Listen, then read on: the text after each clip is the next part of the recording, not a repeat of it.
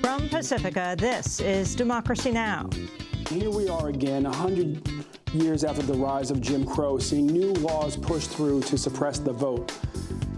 The problem, if we stop there, is we don't get to the fact that for the past 50 years, we have known how to deal with massive vote suppression, which is massive voter registration. Control of the U.S. Senate is up for grabs today as voters head to the polls following the most expensive midterm election campaign in U.S. history. In Georgia, more than 40,000 voter registrations have allegedly gone missing, most of them representing communities of color who largely support Democrats. Could this help Republicans win the Senate? We'll speak to Georgia House Minority Leader Stacey Abrams, the first African-American to lead the Georgia House and the first woman to lead a party in either chamber of the Georgia legislature.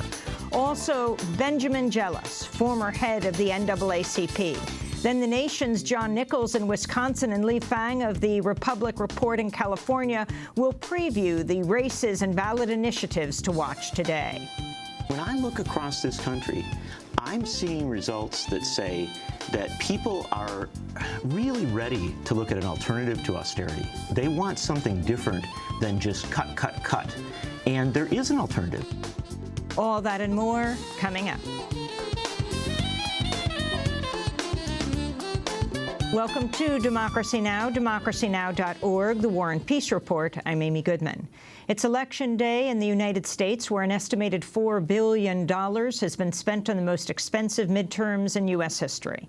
Despite the record spending, voter turnout is expected to hit one of its lowest levels in years. Control of the U.S. Senate has boiled down to about 10 key races, some of which could result in runoffs. Current projections give Republicans about a 70% chance of netting the 6 seats they would need to retake the Senate from Democrats. 36 states are choosing governors today, and voters across the country are deciding on 147 ballot measures, which include measures to decriminalize marijuana, restrict abortion, raise the minimum wage, and require labeling of GMO foods. We'll spend the rest of the hour on the midterm elections after headlines. We'll also broadcast live this evening from 7 p.m. to midnight Eastern Time with coverage and analysis of the midterm election results. U.S. drone strikes have killed at least 10 people in central Yemen. Agence France-Presse said at least 20 people were killed in the overnight strikes targeting militants near Rada. Reuters put the toll at 10, but said 10 more people were killed in clashes between the targeted militant group Ansar al-Sharia and Shiite Houthi rebels. The rebels have taken over the Yemeni capital Sana'a and advanced into majority Sunni areas. While recent attention has focused on the U.S. wars in Iraq and Syria, the United States has continued its covert bombardment of supposed militants in Yemen and Pakistan.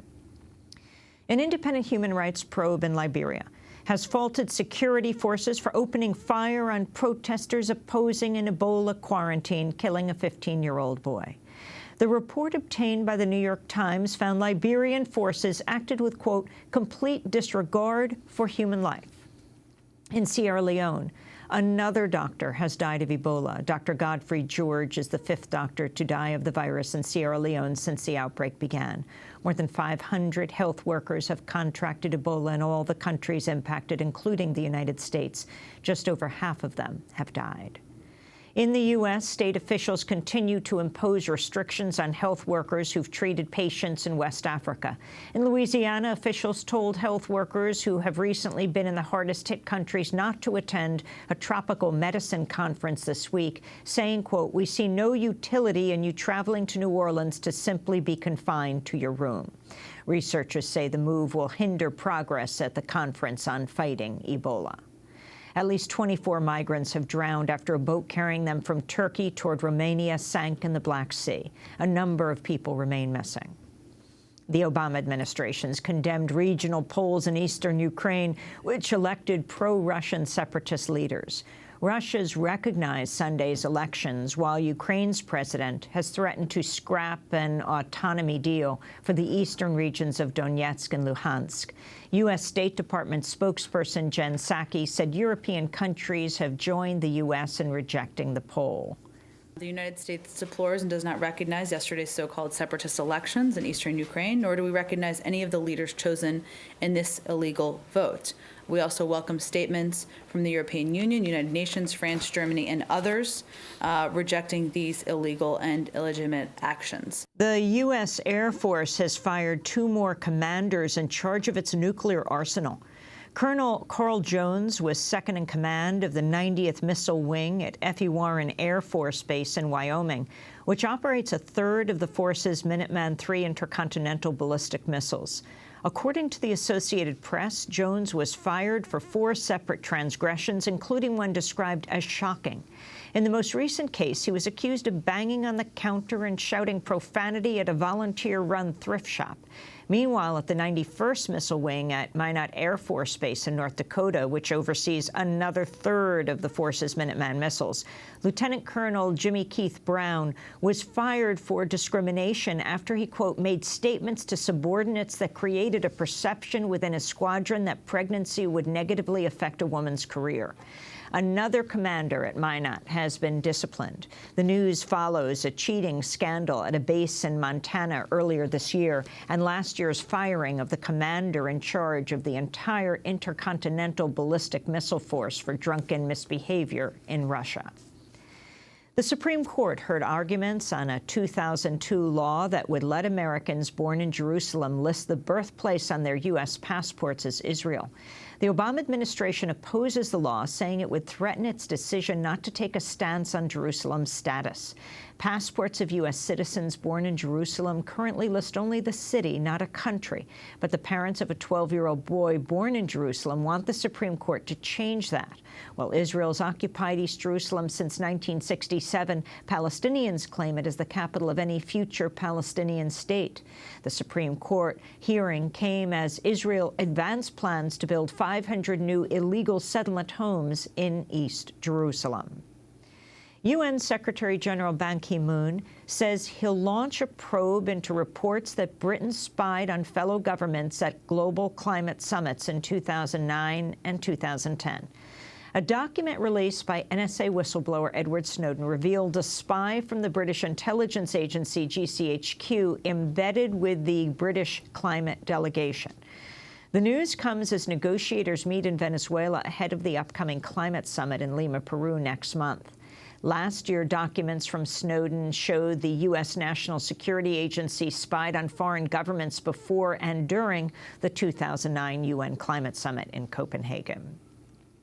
The Supreme Court has allowed protections on reproductive rights to stand in 2 states by rejecting anti-choice appeals. In one case, the court left in place a lower court ruling upholding a Colorado law that bars people from blocking entry to abortion clinics.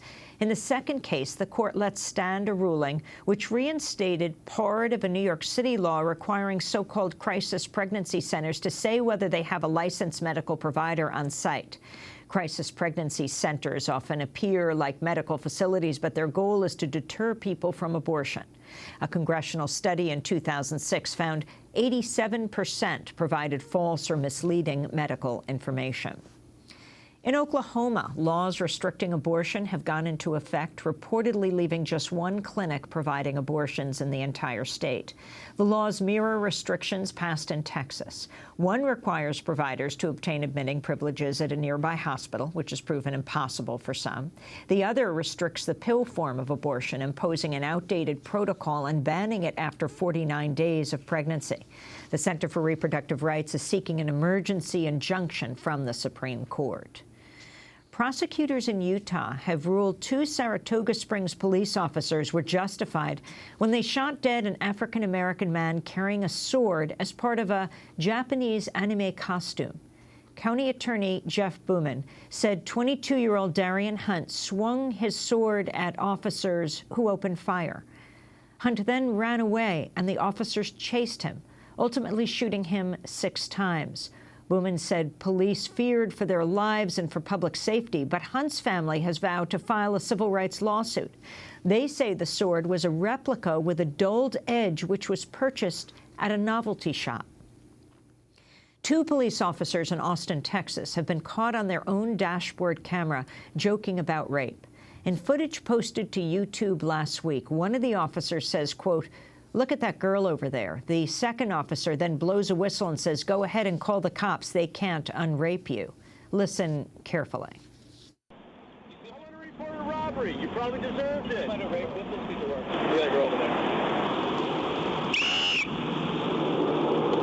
Go ahead, call the cops. They can't unrape you.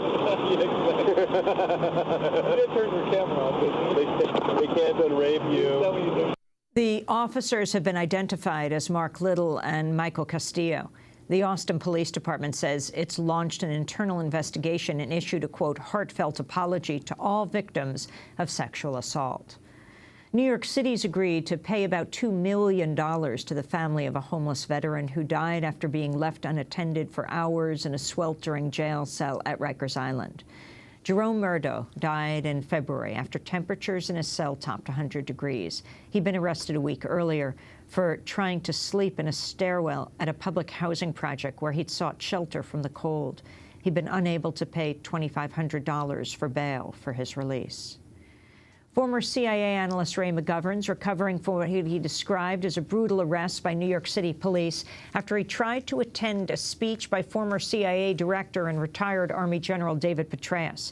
McGovern says he had a ticket to the event late last week, but was told by security at the 92nd Street Y in Manhattan that he was not welcome.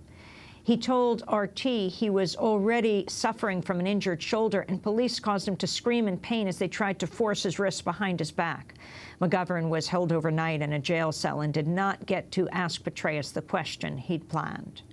You advertise a Q&A as the 92nd Street Y did, then you risk having somebody to ask real questions, and that's what I intended to do. Not to get into a debate with him, but just to ask, now, in essence, David Petraeus, have you no shame?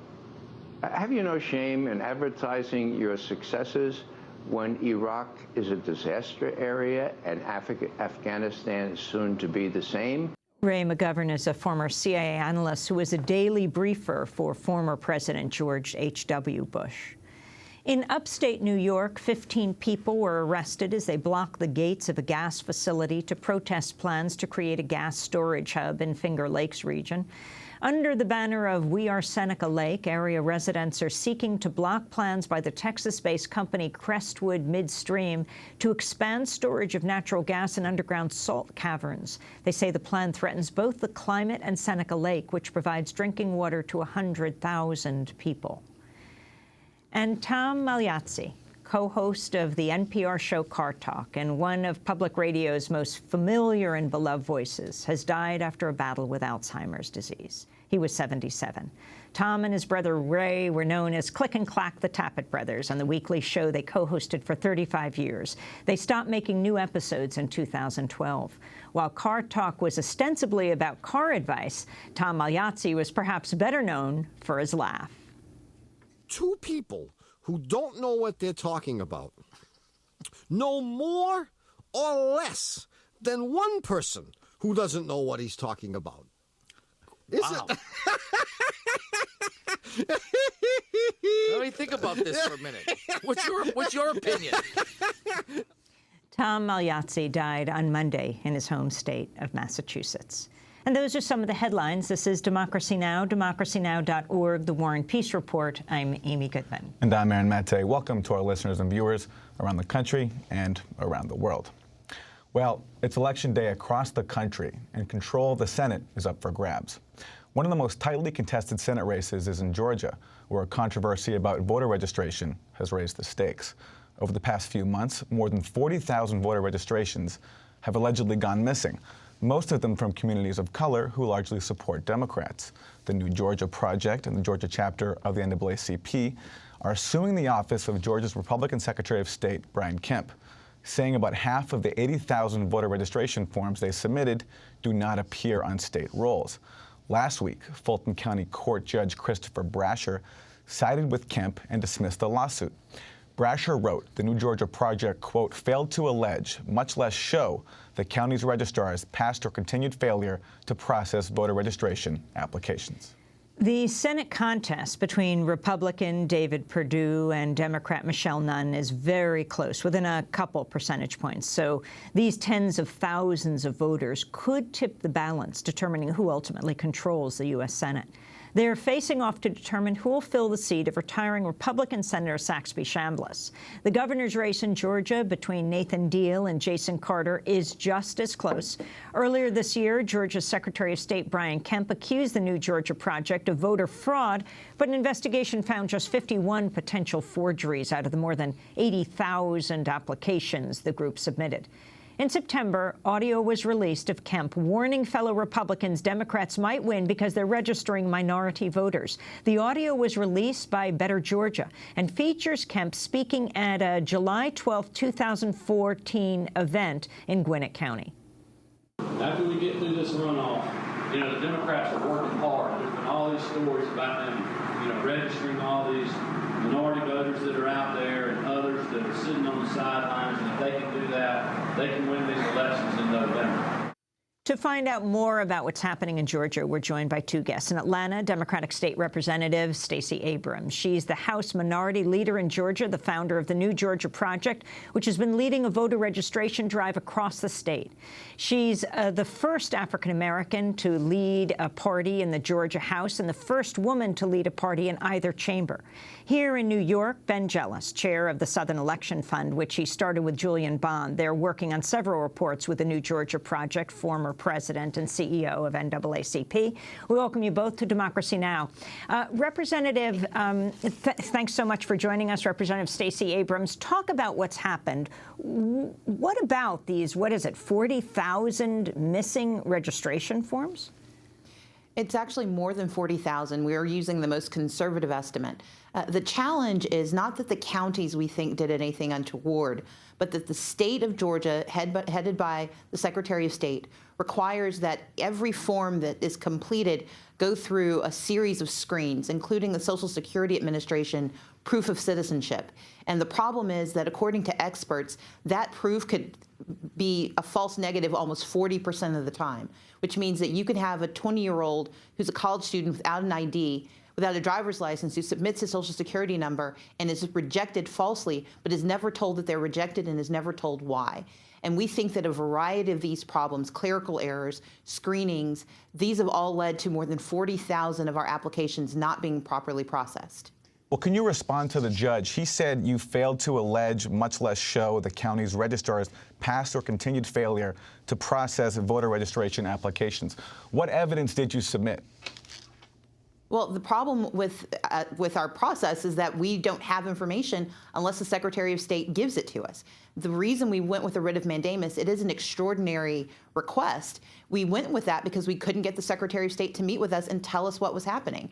And so we used the legal route of the writ of mandamus. However, I do want to point out that Judge Brasher did not allow for discovery. He did not allow for an evidentiary hearing. So we were essentially being asked to prove something we suspected without being able to access the information that would give us the proof. So last week, the county judge dismissed the lawsuit brought by your group, the New Georgia Project, and the Georgia chapter of the NAACP over the more than 40,000 voter registration records that have gone missing. Fulton County Court Judge Christopher Judge Brasher wrote the petitioners, quote, failed to allege, much less show, the county's registrar's past or continued failure to process voter registration applications. The judge went on to exonerate Secretary of State Kemp, saying, quote, the petitioners have failed to come forward with evidence showing that the Secretary of State has failed to carry out this duty, or even that this duty is ripe, since it can only be carried out after the various counties' election registrars register an eligible voter. Your response to that? I think it's a poor reading of what the law says.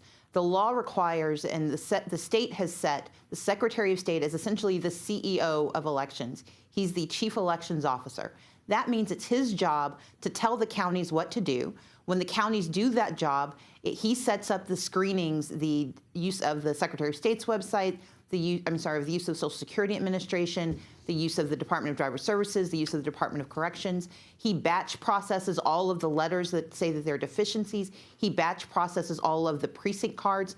The Secretary of State is actually the head of elections. The counties are essentially franchisees that get information from the Secretary of State or have to follow the Secretary of State's orders. And the problem we have with the judge's response was that what he said is, well, out of 6 million, 40,000 is not substantial noncompliance, and so we're not going to hold him accountable. But worse, what he said is that the remedy for not being registered to vote is to cast a provisional ballot, which in the state of Georgia can be akin to not being able to cast a ballot at all. So essentially, there is no do-over. Our issue is that the Secretary of State is in charge of elections, and to put the responsibility on counties that have to follow his directions, use his systems, and abide by his rulings, and then to say that he's not responsible is a very poor reading of state law, but even worse is a poor reading of our system of voting. And can you give us some background on this voter drive? Who are the people that you signed up, and what was the thinking behind launching it in the first place? So I founded the New Georgia Project. It's an offshoot of a nonprofit I started 16 years ago. And in 2013, we did a lot of work in Southwest Georgia around the Affordable Care Act.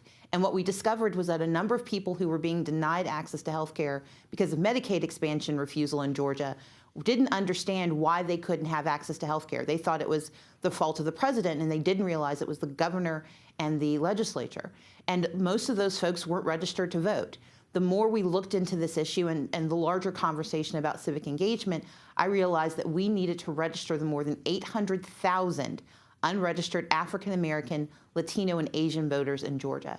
And so we began to register these voters. It was a 145-day effort. We went to 151 of 159 counties. We collected registration forms from 146 counties, and we registered more than 86,000 people. In addition, we funded an additional 12 groups, and they registered more than 30,000. So our total registration over the course of that 145 days was in excess of 120,000 registration forms collected.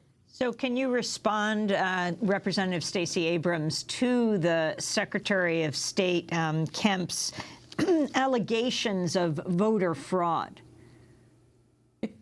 So first and foremost, it was a misuse of the term. What he was alleging was that there was some voter registration fraud. And voter registration fraud assumes that there is some systematic effort to deceive, which is completely belied by his own acknowledgement of what we did. I personally called the Secretary of State in June to tell him about our efforts, to tell him where we were, and to ask for his assistance. We'd gotten one complaint from one county, and based on that complaint, I wanted to make certain that we did everything we could to be in substantial compliance with the law. We worked with his investigators until the Friday before the subpoena was issued. He even admitted a week later, after his allegations were disproven by the fact that there were only 25 forms that he could show had any problems, and those are forms we were actually working with his office to resolve. He walked it back and said, well, we don't believe the New Georgia Project committed fraud. We don't believe that Representative Abrams committed fraud. Essentially what he did was use inflammatory language to call attention to this effort. And I can't speak to his motive, but I can speak to the effect, which is that it had a chilling effect on organizations that were engaged in third-party registration. When you have 800,000 citizens who are not engaged in the body politic, we have an affirmative obligation to do this work. This is a nonpartisan effort. We cannot register by parties in Georgia. But if your fear is that your party can't speak to the people once they're registered, that is something that should be fixed internally and not by trying to suppress voter registration in the state of Georgia. If you contacted him in June, do you think he's taken advantage of your cooperation? I was disappointed by his reaction. I've worked with Secretary Kemp during my 4 years as minority leader and his 4 years as Secretary of State. We've collaborated on efforts, and I was very disappointed by his reaction. I don't know what precipitated his response, but I do know that I've been as forthright and as upfront about what we are doing. You can't secretly register 800,000 people, and this is not a one-time event. This is an ongoing process. We will register these voters, and we will turn them out. And what we've discovered from this process is that there are deep flaws embedded in our system. The Secretary of State has, I think, unfettered power to make decisions that will affect negatively our voters. There's a system called the interstate cross-check system that he has begun using without notifying the legislature. And I would know, serving as the minority leader, we didn't know that he could possibly be purging up to 500,000 Georgians, primarily African American, Latino, and Asian voters based on their last names.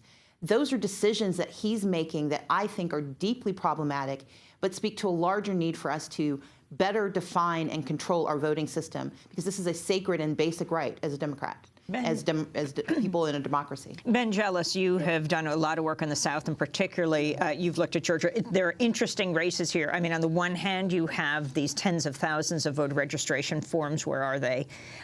You have these races, both for governor, that involve the grandson of Jimmy Carter, Jason Carter, the Senate race, the daughter of Sam Nunn, the former senator, Michelle Nunn, but people being represented. Yeah, no, look, I mean, this is a big moment in Georgia. And what's happened in Georgia, of course, is that you've had more and more blacks move back. You had more and more Latinos move in, actually come in from Mexico over the years, established families. And you have more and more swing voter white women who say, you know what, I would prefer to vote as Republican, but they've lost their mind when it comes to my rights. And I'm going to go with none. And so there's a real concern. And what is terrifying about Georgia is you see how a man who could be a good man on most days, Mr. Kemp, can get worried in a very public way about the impact of these changes in who's voting in Georgia and how it could impact his party, and then very publicly appear to be dragging his feet. The allegations that he made are so ridiculous, it's just like hard to comprehend. Georgia's law says as soon as ink goes on to a voter reg form, it has to be turned in. So if I hand you a form at your door and you write down Mickey Mouse, I got to hand it in. When you have a law like that, up to 10% of the forms can be impacted. Out of 86,000, he's been able to find maybe 50. So, if it was above, say, 8,600, we would be concerned because it's their own law that requires you to turn in these problematic forms. They've done such a great job. When there could have been 86,000, there's 50. Is Georgia the next Florida? Georgia could be. I mean, you have these real dynamics. Nunn and Carter are big names in Georgia. They are attracting a lot of folks to vote who may not have voted before and certainly may not have voted for a Democrat in a very long time. And on top of that, Stacey has been leading what is the largest voter reg drive we have seen in decades. It's not just the 86,000 her group has done. It's like about 50,000 more that they funded other groups to do. It's about 130,000 new voters coming on to the rolls. But as Stacey says, what is absolutely deeply concerning and should be for the entire civil rights community and really anybody who cares about voting is all of these encumbrances.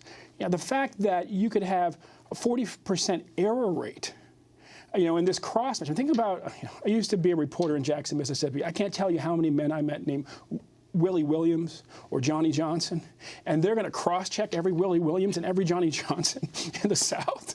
I mean, it's a mess. And then you go back and you say, well, who created this interstate, check system? And it's Chris Kobach, who is like the most inflammatory Secretary of State in the country. And now you have people like Kemp, who again, for a long time seemed like a reasonable guy, but has become increasingly partisan. Signing up from him, with Chris Kobach's crazy scheme and not telling folks in the Georgia Senate or Assembly, it's deeply troubling. Ben, we want to talk to you about overall the South, but before we break away from Georgia, Congressmember Stacey Abrams, in your final words, what do you think people should do today if they go to the polls? They should go to the polls. Whether you have received your precinct card or not, whether you have information or not, show up. The judge said that you should try to use provisional ballots. We've got lawyers across the state that are ready to help, because what we want to demonstrate is either that Brian Kemp is correct and everything got done on time, and if that happened, congratulations to him, kudos to the counties. But if they fail to do their duty, then we need to know about that, and that can only be proven by having people show up and having that information. So all we can say is go vote. Well, I want to thank you, Representative Stacey Abrams, Georgia House Minority Leader, founder of the New Georgia Project, has been leading a voter registration drive across the state. Ben Jealous will be staying with us, chair of the Southern Election Fund, former head of the NAACP. Stay with us. Chillin', tell you right now, you better watch and think about this. So be careful how you vote, y'all.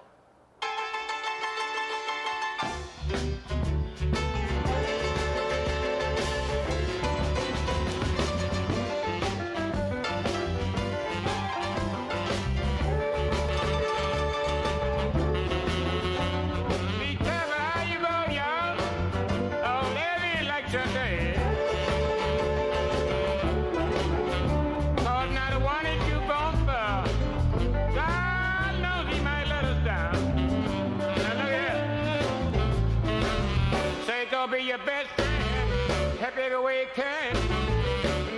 take a street trip. Just run the way. Careful how you vote. On election day. Lord, why did he go far? God knows he might never come. But already there.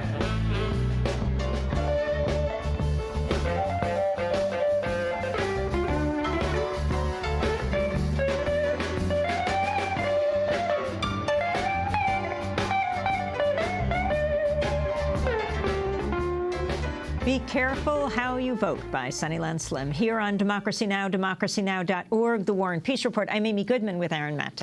Well, as we continue our coverage of the midterm elections, we turn now to the overall picture. The most expensive midterms in history could see one of the lowest turnouts in years. Voting numbers will likely dip below the 40% mark of both 2006 and 2010. This despite a record estimate of $4 billion in spending. 1/4 of that money, $1 billion, will come from anonymous so-called dark money groups. That money has gone into creating some 2 million television ads, most of them negative attack ads, like this one by the Kentucky Opportunity Coalition. On Allison Grimes and her campaign. Desperate, phony, blatantly untrue, doubling down on false attacks. Grimes should be ashamed of herself. Her ads funded by the president's money men. Obama needs Grimes, and she'll say anything to hide it. How could Allison Grimes change Washington? She's already everything that's wrong with it. Kentucky Opportunity Coalition is responsible for the content of this advertising. Each House seat is up for grabs, but only a few dozen races are competitive enough to be in play. It's control of the Senate that hangs in the balance, coming down to around 10 key races. Republicans need to gain 6 seats to recapture Senate control, with a slight edge over Democrats in the advanced polls. A few races are so close they could go to a runoff. That potentially means we end Tuesday night with the Senate still undecided. Senate control is crucial, with Republicans vowing an agenda that includes more cuts to public spending and repealing environmental regulations, such as the EPA's limits on emissions from coal-fired power plants. No matter how the Senate goes, we can expect mixed results at the state level as incumbent governors from both main parties face a voter backlash. The midterms will also see votes on 147 ballot measures covering a number of key issues. 4 states will vote on raising the minimum wage: Alaska, Arkansas, Nebraska, and South Dakota. Polls show the measures will likely pass despite them all coming in Republican states. Today's also a big day for drug policy reform, from decriminalizing marijuana to reduce sentencing for drug offenses. According to the Drug Policy Alliance, there are more drug policy reform questions on the ballot this November than ever in American history. Abortion rights are also on the ballot, with votes on so-called personhood amendments in Colorado and North Dakota, and another anti-choice amendment in Tennessee. Washington State will vote on the midterm's only major gun control measure, Initiative 594, which would require background checks on all gun sales. Well, we're joined right now by a number of guests. John Nichols, political writer for The Nation. His latest book with Bob McChesney is Dollarocracy: How the Money and Media Election Complex is Destroying America. He's joining us from Madison, Wisconsin.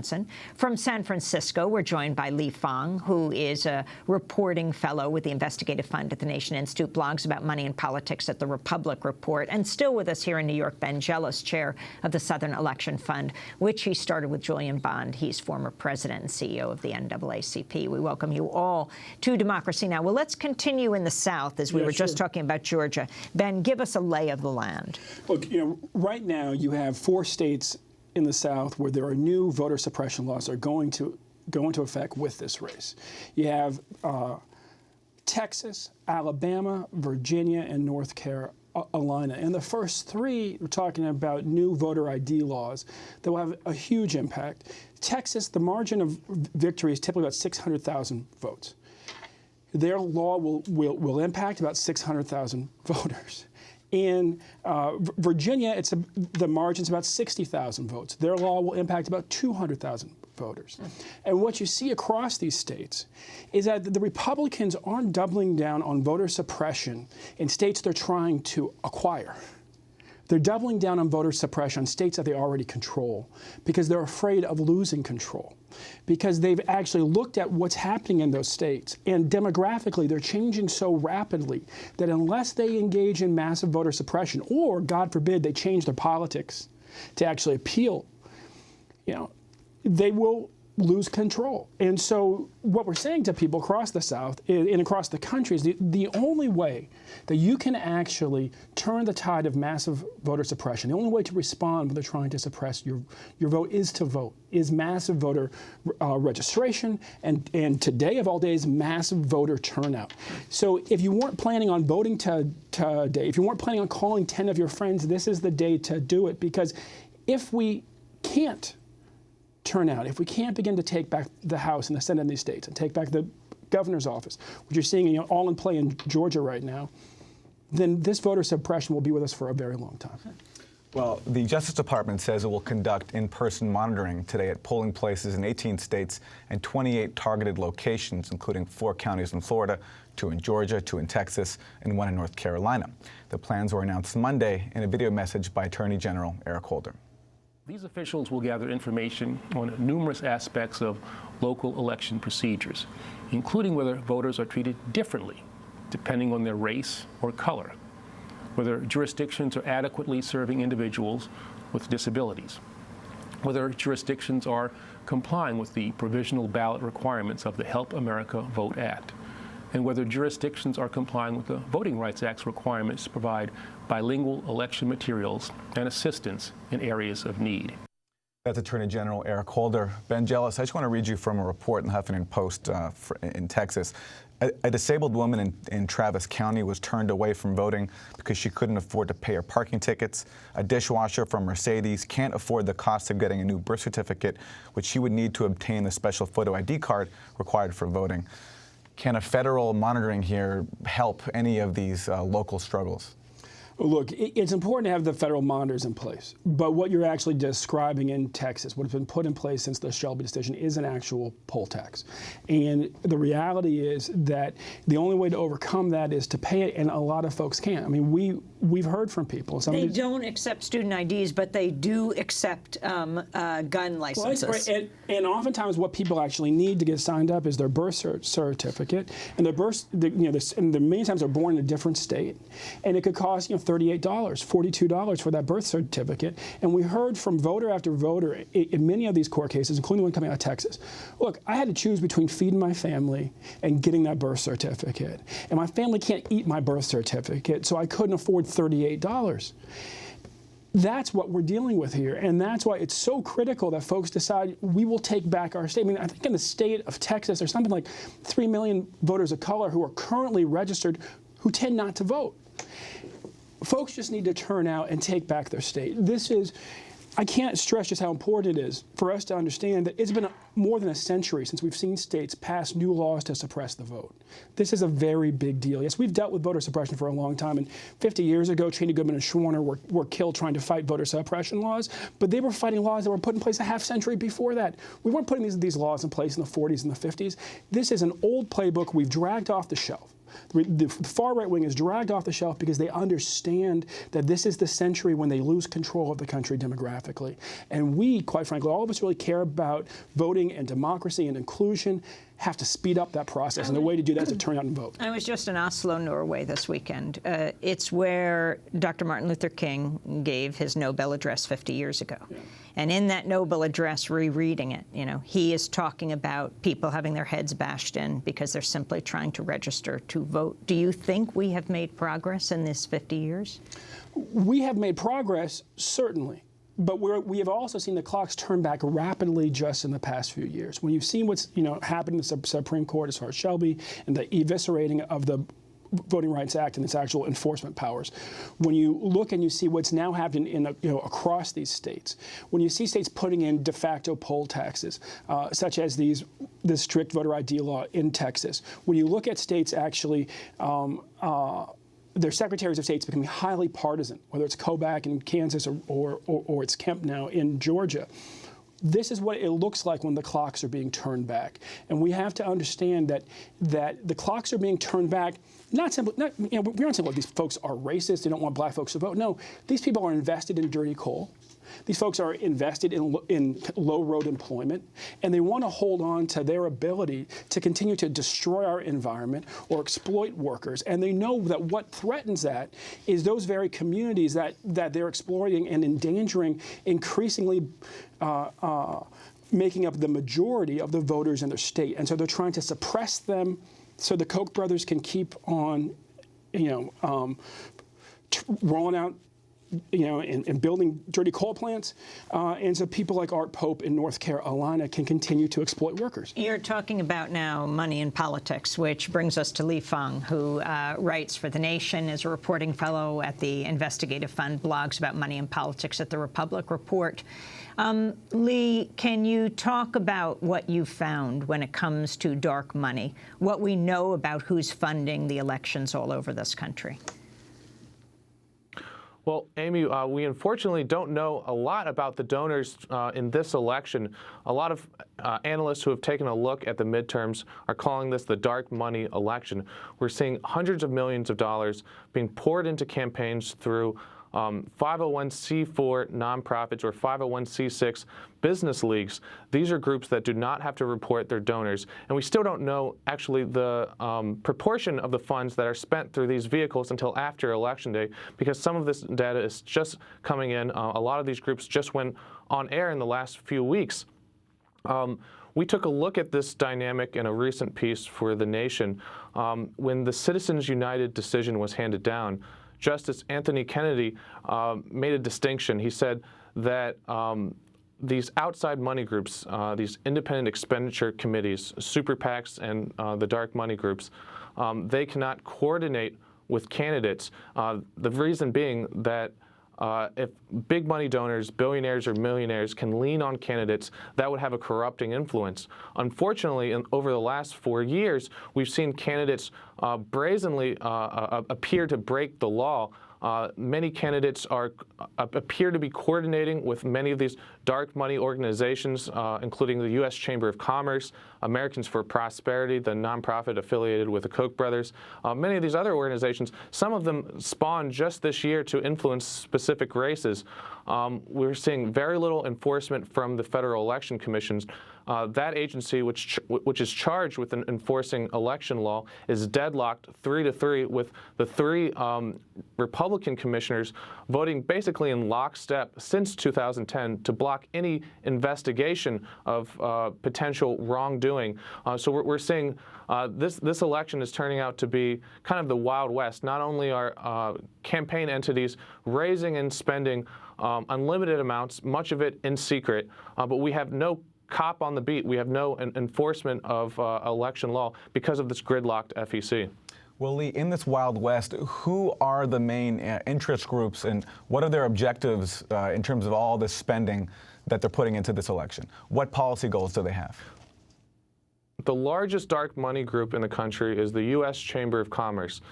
That's a 501c6 business league that's funded primarily by corporations, foreign and domestic, though they maintain that their foreign dollars are segregated from their domestic dollars.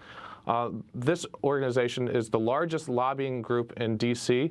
It primarily receives its funds from about 56 different corporations, Dow Chemical, Prudential, and they've said that their priorities are restricting the powers of the EPA, fighting back on many different regulatory issues proposed by the Obama administration, everything from the new rules on financial advisors, the fiduciary rule, to for-profit colleges.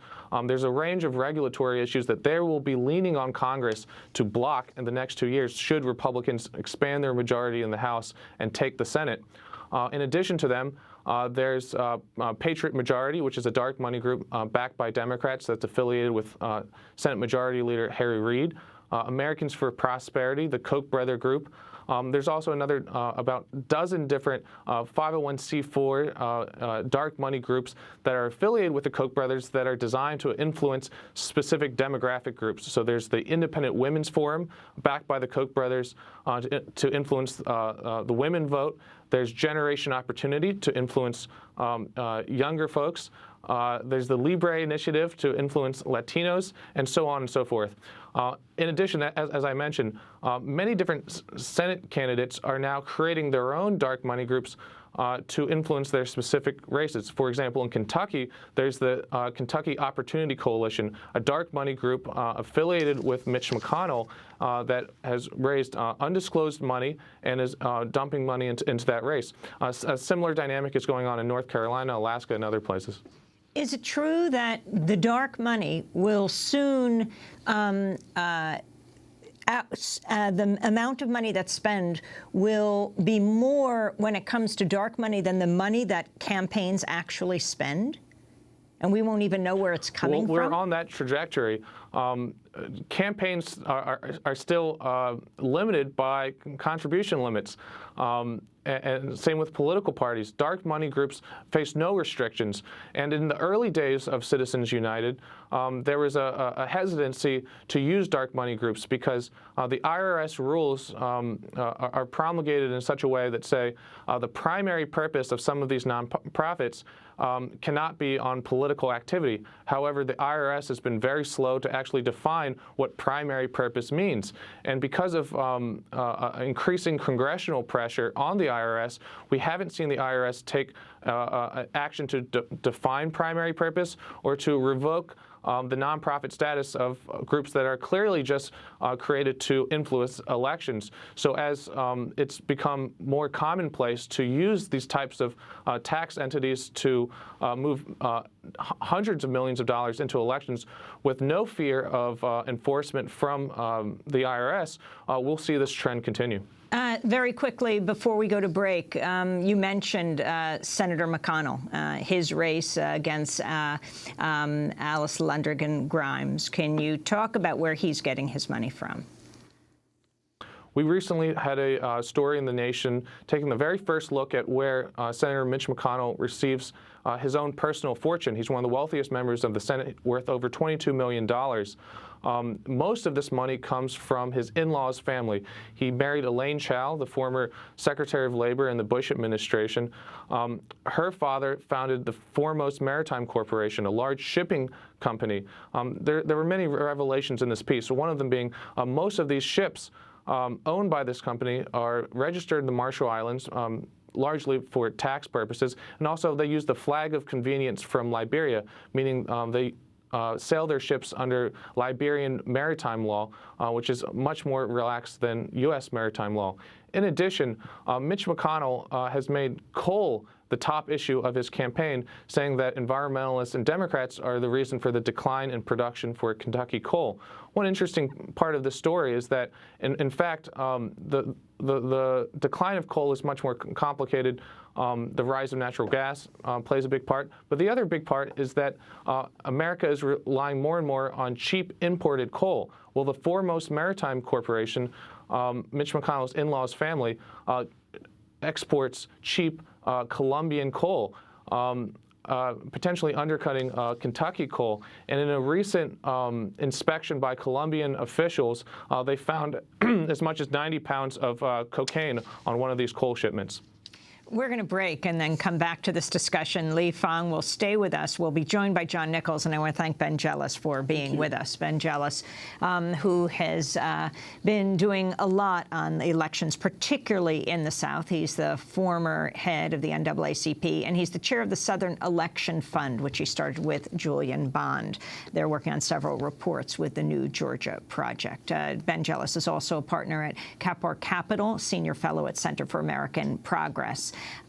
Thanks so much for being with us. When we come back, we'll continue to look at the elections. Tonight at 7 Eastern Time, Democracy Now! Will be on the air for 5 hours covering this midterm election night. Stay with us.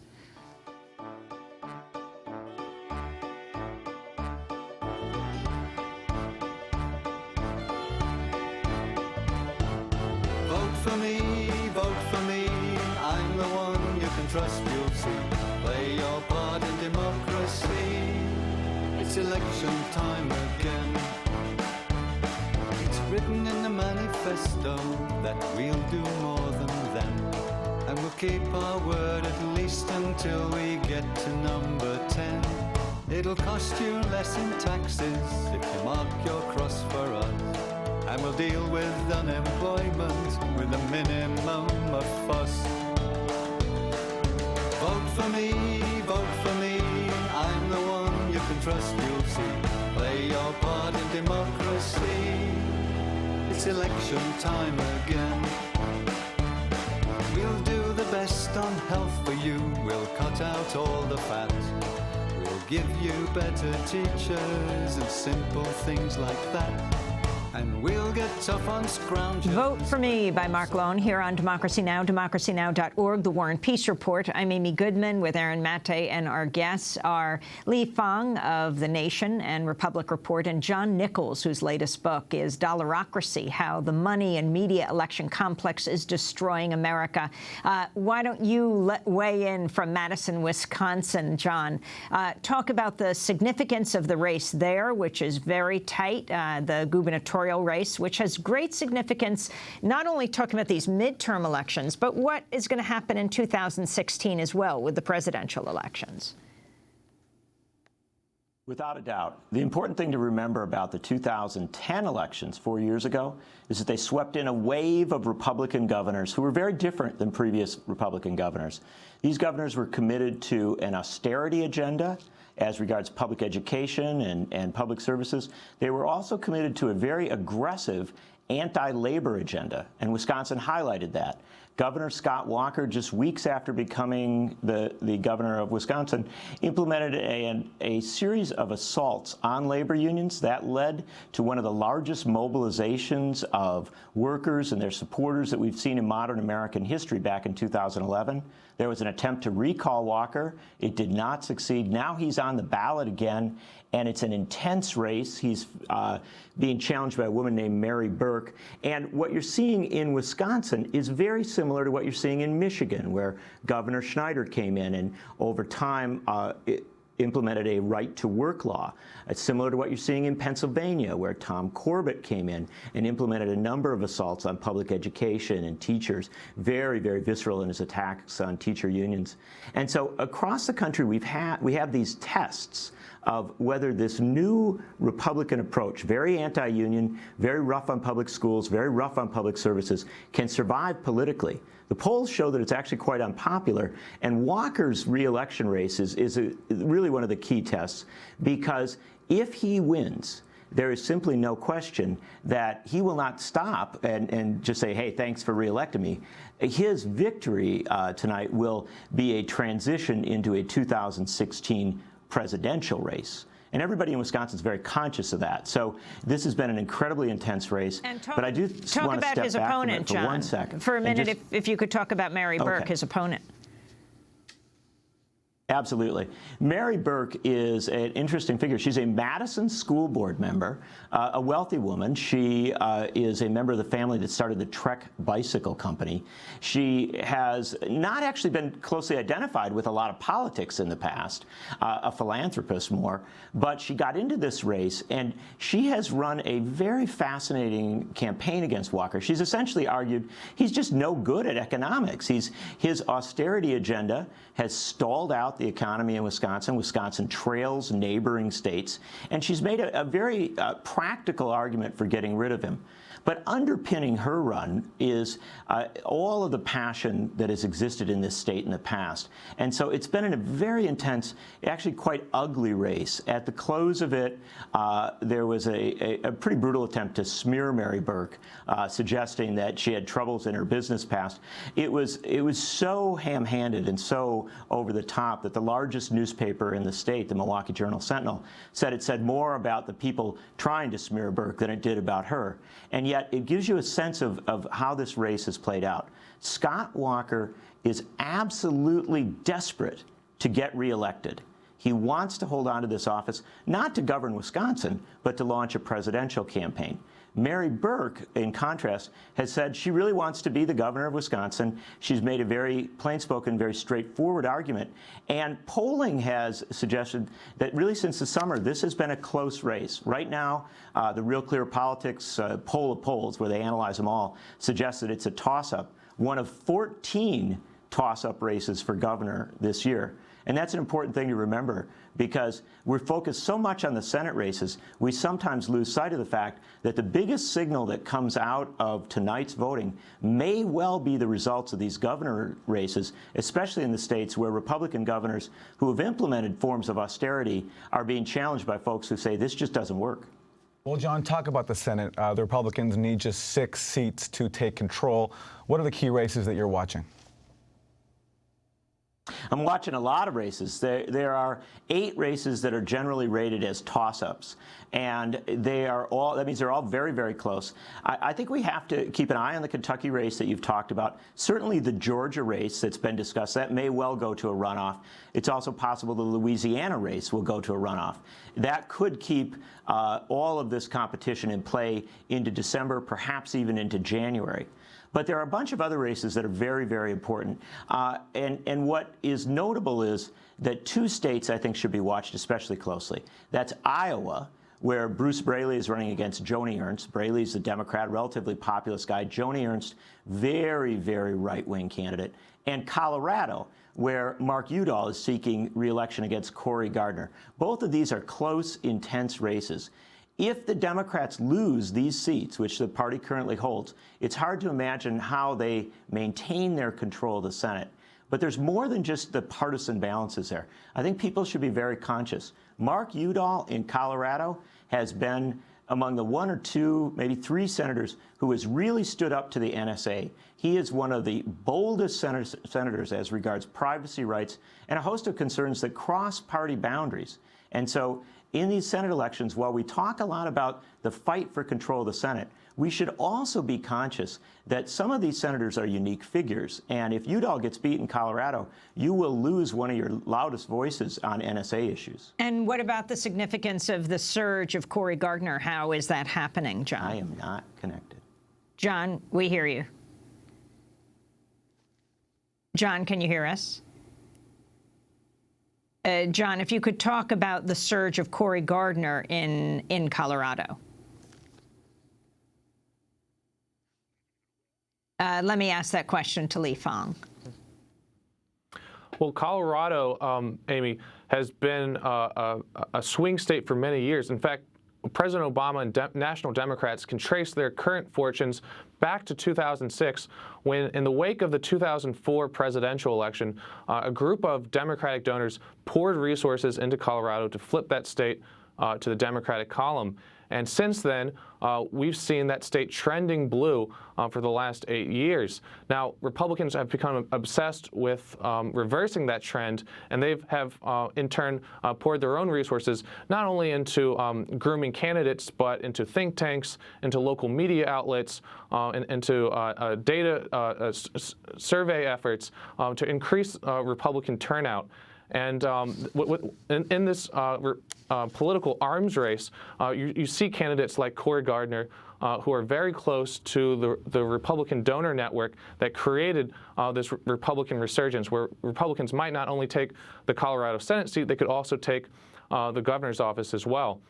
So Cory Gardner is very close to energy interests. He attended the secret Coke gathering last June over the summer, and he's benefited from a lot of that dark money and outside coordination that we were discussing earlier. We're going to have to leave it there, but I thank you both for being with us. And, of course, we're going to continue to follow this tonight. We'll be doing a live broadcast on the midterm elections beginning at 7 Eastern Standard Time from the studios of Democracy Now! In New York. We'll be covering the country. Lee Fang's recent investigation for The Nation is Mitch McConnell's freighted ties to a shadowy shipping company. We'll link to it. He's also blogged about how if the GOP takes the Senate, climate change deniers will control key committees.